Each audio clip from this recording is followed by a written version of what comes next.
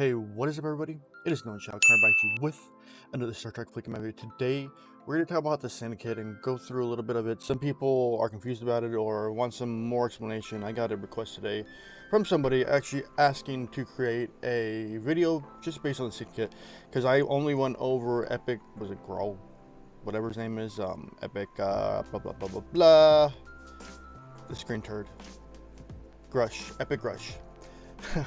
Yeah, we're going to go over the Syndicate and talk about it, what I think it's an amazing feature they added to the game, and it's another one of those long-haul features they added to the game where it's something you're not going to be able to buy your way through. You can partially do it currently, but it's going to be a long-haul process no matter, like, however we look at it.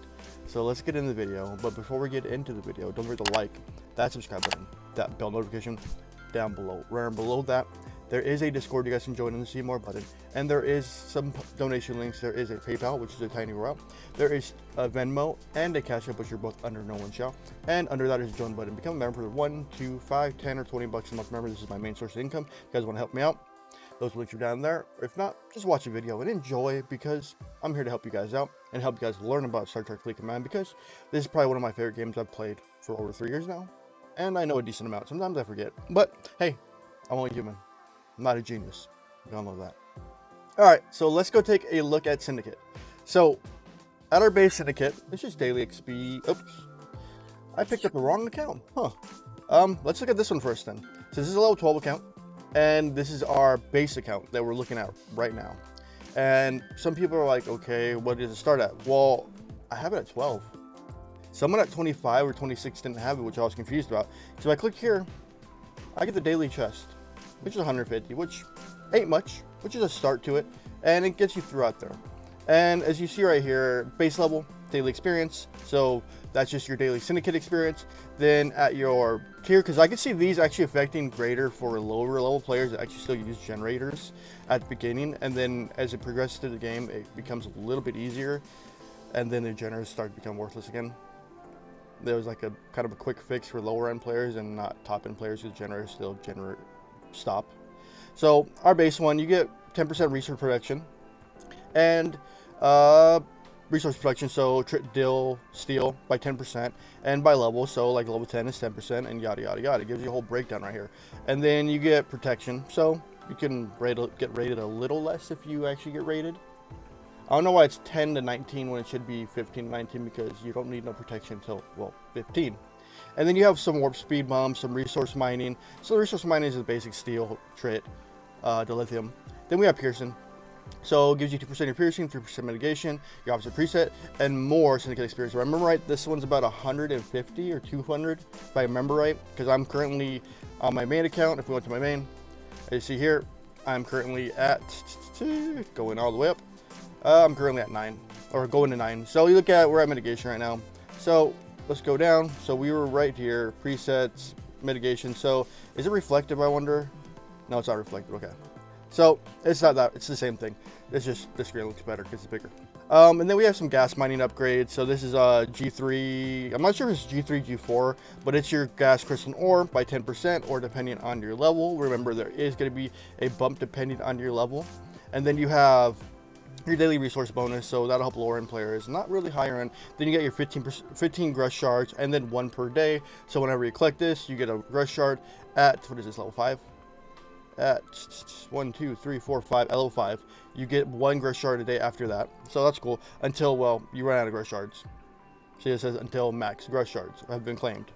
And then we have more resource protection, resource production, resource mining. That's more of a lower end thing, so 40 plus, 30 plus, 25 plus. I ain't gonna really use it, but it's there just in case you need it. Somehow you get tapped or whatever it is and drained.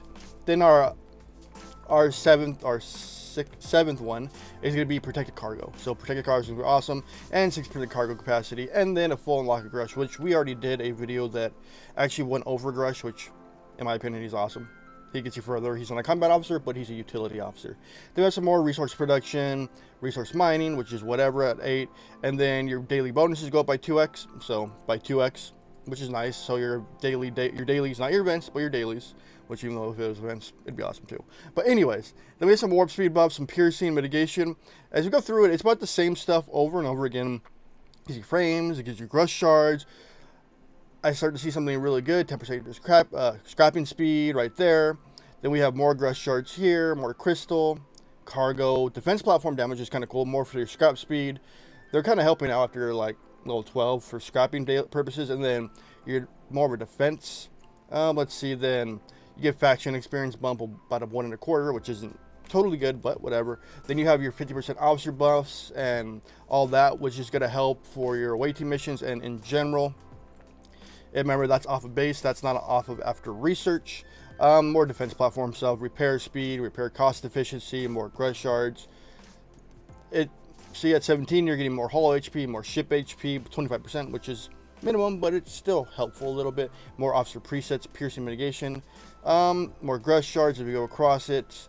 Then more ATA stuff at 19, and then we go all the way to 25. So that's your end of your chain is 25, which by then you should already have a full grush. But if you don't, there it is. So what are my thoughts about this new Syndicate faction? Whatever. I don't know what to call it because it's not a reputation and it's not a faction. It's more of like a utility store or buff store or buff leveling system. I really don't know what to call it. But my opinion is Syndicate's going to be one of those long haul things that we're going to be doing for a while in the game, that we're going to be earning experience from just doing our daily stuff or through events that pop up in game, which is going to be like, let's see. We had this one in Glory of the House, which is basically a ticketed event, which gave you experience if you're in an active alliance. Hopefully you'll be able to finish most of these, which will help you guys out. But if you're in a lower alliance, you may struggle on a little bit, but you'll get through it a little quicker. Your Syndicate stuff.